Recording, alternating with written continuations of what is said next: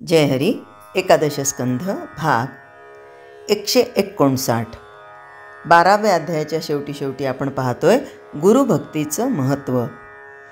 जो कोणी असा निस्सीम शिष्य असतो, भक्त असतो, तो गुरुच्या मानसपूजेला अत्यंत महत्त्व प्राप्त करतो. म्हणजे तो इतकी मनापासून गुरूंची पूजा करतो की बस गुरूंपासून त्याला जर दूर जावं लागलं ना, तर त्यावेळेस मग तो ही अशी मानसपूजा करतो आणि गुरुजवळ असताना जी सेवा देहानं प्रत्यक्ष करत होता तीच तो मनानं करू लागतो. गुरुच्या सगळ्या हालचाली, त्याच्याशी संबंध येणाऱ्या सगळ्या वस्तू तो आपणच व्हावं अशी मनापासून आकांक्षा करतो. आता उदाहरणार्थ, गुरु जिथे उभं राहतील ती जमीन आपणच व्हावं, त्यांना स्नान करायला लागणारं पाणी आपणच व्हावं, त्यांचं आसन आपणच असावं, त्यांच्या पादुका आपणच व्हावं, त्यांचं वस्त्र आपणच व्हावं, त्यांचं अन्न आपण व्हावं, त्यांची दृष्टी ज्यावर पडेल ती वस्तू आपणच व्हावं. मग काय हो, मग तांबूल काय, त्यांच्या गळ्यातील हार देखील आपणच व्हावं, लहान मूल होऊन गुरूंच्या मांडीवर खेळावं, घोडा होऊन त्यांचा भार व्हावा, त्यांच्या दारातील पहारेकरी किंवा त्यांचा हलका गुलाम आपणच व्हावं असं गुरुभक्ताला वाटतं. तात्पर्य काय, तर गुरुच्या देहाचे जे जे कर्म घडेल त्या सगळ्या कर्मांमध्ये आपण गुरुशी साक्षात संबंध ठेवावा अशी गुरुभक्ताची मनीषा असते. अशा रीतीनं त्याचं जीवन सद्गुरूच्या ठिकाणी केंद्रित झाल्यामुळं त्याचा लिंगदेह आपोआप विरून जातो आणि निर्वासन झाल्यामुळं त्याला आत्मसाक्षात्कार होतो. आता आत्मसाक्षात्कार झाल्यानंतर काय, नंतर सगळी साधनं आपोआप नाहीशी होतात. साधनं थांबली तरी अज्ञान निवृत्त होऊन ज्ञान उदय पावलं की हा किंचित अभिमान शिल्लक राहतो. तोही सुटला म्हणजे खरं समाधान प्राप्त होतं. त्या अवस्थेत कर्माची कटकट संपूर्णपणे नाहीशी होते. जीवाचा जीवपणा जातो, तसा शिवाचा शिवपणा नाहीसा होतो. म्हणजे मग इथे अहंकार, अभिमान, मीपणा, देहभाव हे काहीच शिल्लक राहत नाही. केवळ ब्रह्म शिल्लक उरतं. आत्मदर्शन होण्यास त्याच्या अस्तित्वाची जाणीव हे मुख्य साधन आहे. जप, तप, यज्ञ, दान हे सगळी साधनं भाव निर्माण होण्यास करावी लागतात. म्हणून हा भाव झाल्यानंतर, हे सगळं करून झाल्यानंतर तो पुरुष धन्य होतो. आणि म्हणूनच सद्गुरु कृपामृताच्या डोही स्वये तरंगू होय तये ठाई, सबाह्य तद्रूपे पाही भावना हृदयी भावितू, अशी या सद्भक्ताची, सत्शिष्याची अवस्था निर्माण होते. आणि इथेच नाथ महाराजांनी 12व्या अध्यायाची सांगता केलेली आहे.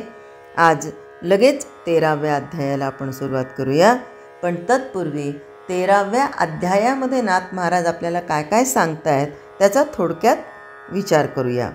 साधकाच्या दृष्टीनं हा 13वा अध्याय विशेष महत्त्वाचा आहे. आत्मसाक्षात्कार होण्यासाठी आपल्या मनाचं संपूर्ण परिवर्तन होणं गरजेचं आहे.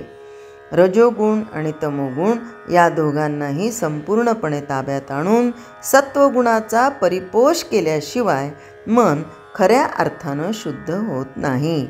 अशा शुद्ध मनामध्ये आत्मज्ञान उदय पावतं आणि जिकडे तिकडे आत्मरूपानं मीच भरून राहिलो आहे असा अनुभव येतो.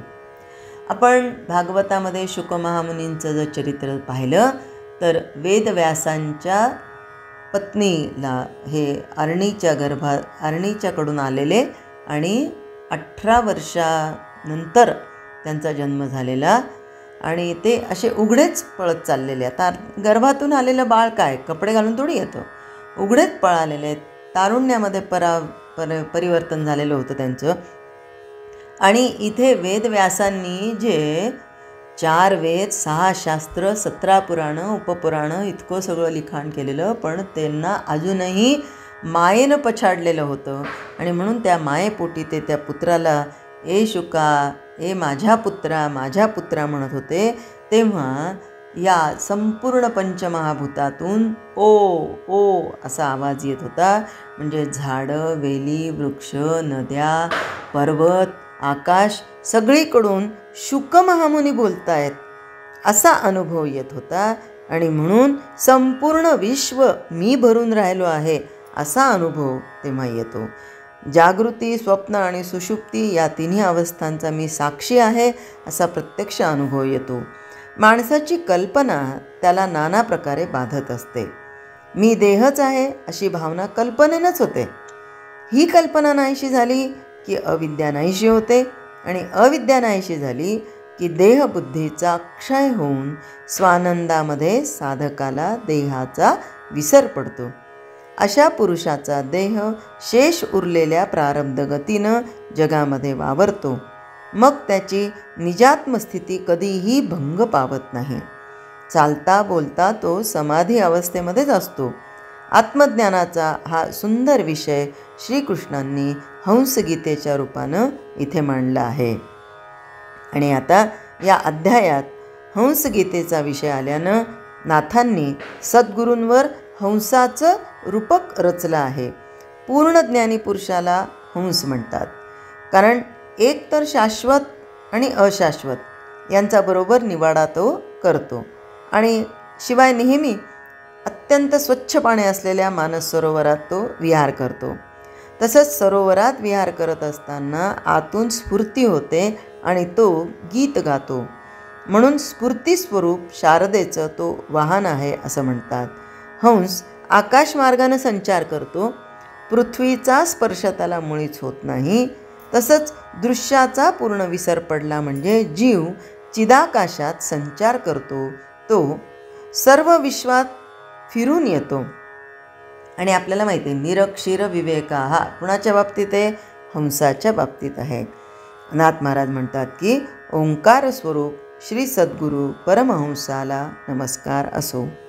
विद्या आणि अविद्या हे त्याचे 2 पंख असून शुद्ध सत्वापेक्षा देखील त्याचं स्वरूप अधिक सुरेख आणि सोज्वळ आहे.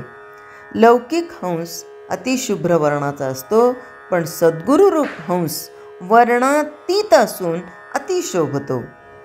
म्हणजे इथे काही रंगांचं हेच नाही आहे ना. लौकिक हंस मानस सरोवरात विकसित झालेल्या सुवर्ण कमलामध्ये क्रीडा करतो, पण सद्गुरू रूप हंस उन्मनात राहतो. प्रेमानं विकसित झालेल्या हृदय कमलात क्रीडा करतो. हंस आकाशात उड्डाण करतो, तर सद्गुरू चिदाकाशात विहार करतो. बघा, दूध आणि पाणी निराळं करून हंस दूध घेतो, तसंच समुद्रातील मोती खातो.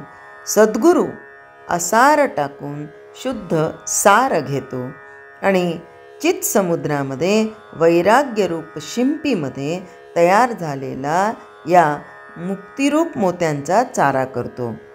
हंस हे शारदेचं वाहन आहे. तिला हंसवाहिनी म्हणतात. अर्थात सद्गुरूपासून भिन्न नसलेली चिन्मय वाग्देवता. त्यानं चालवलं तर चालते, बोलवलं तर बोलते आणि त्याच्या अंशानेच प्रगट होते. सद्गुरूच्या सत्तेनंच मोठमोठ्या कवींच्या हृदयात शारदा स्फूर्तिरूपानं प्रगट होते.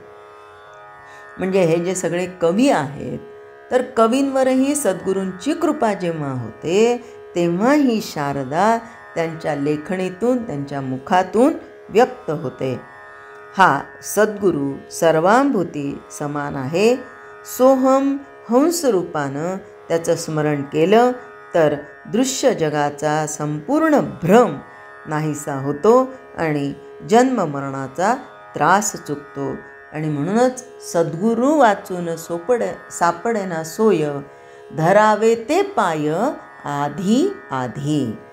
आता यामध्ये 2 वेळेस का बरं आधी आधी दिलेलं असेल? तर आधी मनाने धरायचे आणि मग देहाने धरायचे. आधी जर मन तिथे एकरूप झालं तर आपोआप देह मागून येत असतो. पण मन नसेल तर देह धजत नाही. आणि म्हणून आमच्याकडे संत हे द्विरुक्ती करतात. आता एखाद्याला वाटेल की द्विरुक्ती का बरं करतात, तोच तो शब्द का बरं घेतात, तर संतांच्या सांगण्यामध्ये खूप मोठा मतितार्थ असतो, गुढार्थ असतो. आणि इतकं ते सूक्ष्म रीतीने विचार करण्यासारखं असतं की जिथे आधी मन जातं, मनाने एकरूप होतो, मग तिथे देहाने एकरूप होतो. आता प्रपंचातली गोष्ट ही आता प्रत्येकाच्या अनुभवाची आहे, ती काही इथे व्यक्त करण्याची गरज नाही. म्हणून आधी मन तिथे गेलं पाहिजे, कुठे, सद्गुरूंच्या चरणाशी. आणि मग तिथे एकरूप झाल्यानंतर मग कशाला भ्रम, हे जग काय आहे, संसार दुःख मूळ चहूकडे इंगळ, विश्रांती नाही कोठे, रात्रंदिवस तळमळ. जिथे रात्रंदिवस तळमळ आहे, त्रास आहे, म्हणजे इथे इंगळ्या चावतायत, त्रास होतोय, अशा ठिकाणी कुणी तुम्ही थांबा 8 दिवस थांबा, नाही आता आणखीन 4 वर्ष राहा 96 वर्ष झालेत, 100 गाठ, कुणी म्हणेल का मी थांबतो? नाही, कारण हे सगळं दुःखरूप आहे आणि हा संसार सगळा भ्रम आहे. हा जेव्हा ही खात्री पटते, हा आत्तापर्यंत समज होतच नव्हता, संसार हेच खरं आहे असं वाटत होतं, पण जेव्हा सद्गुरूंच्या चरणाशी नतमस्तक होतो तेव्हा या संपूर्ण जगाचा भ्रम नाहीसा होतो आणि जन्ममरणाचा त्रासही चुकतो. जय हरी. स्तोत्र मंत्र, संपूर्ण भगवद्गीता, एकनाथी भागवत, भजन, भक्तिगीतं, डोहाळे, पाळणे, उखाणे व महिलांसाठी खास किचन टिप्स, हे सर्व पाहण्यासाठी माझ्या यूट्यूब चॅनलला एकदा नक्की सबस्क्राईब करा आणि लाईक व शेअर करायला विसरू नका.